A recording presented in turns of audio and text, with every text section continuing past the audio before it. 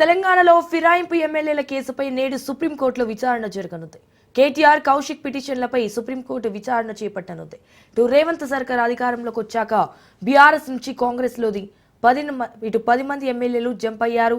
ఈ నేపథ్యంలోనే పార్టీ మారిన ఎమ్మెల్యేలపై అనర్హత వేటు వేయాలని సుప్రీంలో పిటిషన్లు దాఖలయ్యాయి. దీంతో ఇవాళ ఈ కేసుపై జస్టిస్ గవాయ్ ధర్మాసనం విచారణ చేపట్టనుంది.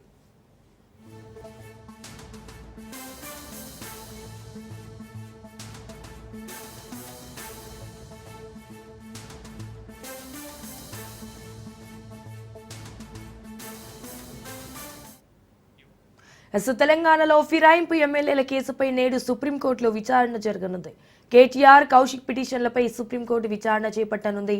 రేవంత్ సర్కార్ అధికారంలోకి వచ్చాక బీఆర్ఎస్ నుంచి కాంగ్రెస్లోకి 10 మంది ఎమ్మెల్యేలు జంప్ అయ్యారు.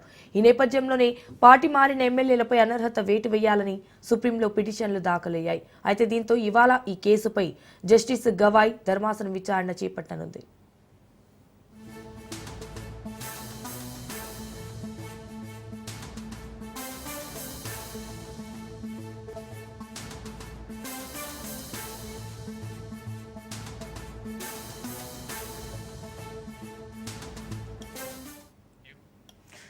తెలంగాణలో ఫిరాయింపు ఎమ్మెల్యేల కేసుపై నేడు సుప్రీంకోర్టులో విచారణ జరగనుంది. అయితే కేటీఆర్ కౌశిక్ పిటిషన్లపై సుప్రీంకోర్టు విచారణ చేపట్టనుంది.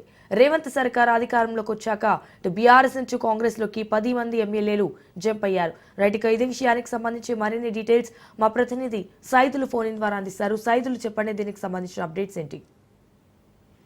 సంజన, ఈ రోజు సుప్రీంకోర్టులో బీఆర్ఎస్ పార్టీ ఎమ్మెల్యేలు ఎవరైతే పార్టీ మారారో వారిపైన విచారణ కొనసాగనుంది.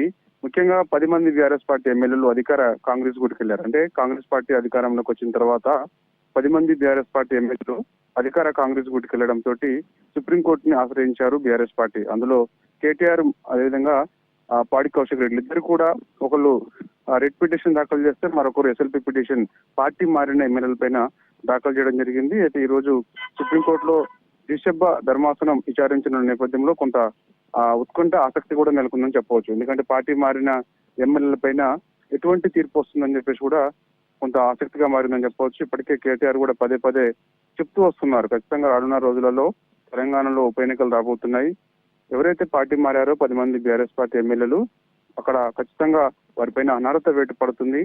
సో ఇక రానున్న రోజుల్లో ఉప ఎన్నికలకు సిద్ధం కాండి అని చెప్పేసి కూడా చాలా సందర్భంలో ఆయన సంకేతాలు ఇచ్చుకుంటూ వస్తున్నారు. సో ఇక ఖచ్చితంగా ఈ రోజు ఆ పార్టీ మారిన ఎమ్మెల్యేలకు సంబంధించి ఇప్పటికే అసెంబ్లీ సెక్రటరీకి ఆదేశాలు కూడా జారీ అయ్యాయి కాబట్టి సో ఖచ్చితంగా ఎప్పటిలోపు వారికి ఆ చర్యలు తీసుకుంటారనేది కూడా కొంత తీర్పులంగా బీఆర్ఎస్ పార్టీకి వస్తుందని చెప్పేసి కూడా బీఆర్ఎస్ పార్టీ అయితే కొంత ధీమా వ్యక్తం చేస్తున్న సిచ్యువేషన్ కనిపిస్తుంది. సో ఇక ఇప్పటికే పోచారం శ్రీనివాసరెడ్డి, సంజయ్ కుమార్, కాళే యాదయ్య, బండ్ల కృష్ణమోహన్ రెడ్డి, ప్రకాష్ గౌడ్, గూడెం మైపాల్ రెడ్డి, అరకపూడి గాంధీన ఇలా పైన చర్యలు తీసుకోవాలని చెప్పేసి ఇప్పటికే అసెంబ్లీ సెక్రటరీని ఆదేశించింది సుప్రీంకోర్టు. సో ఇక వీరి పైన రిట్ పిటిషన్ దాఖలు చేశారు సుప్రీంకోర్టులో.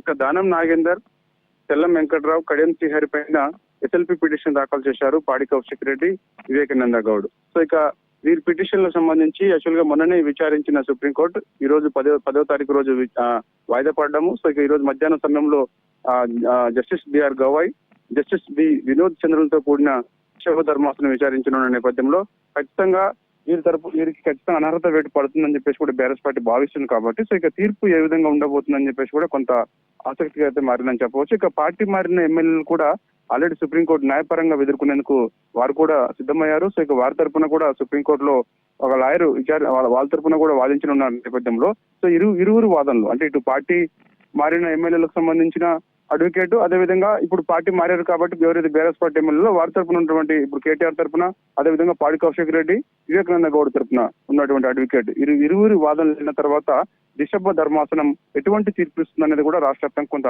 ఆసక్తిగా మారిందని చెప్పవచ్చు. Right Saidulu, thank you for the updates.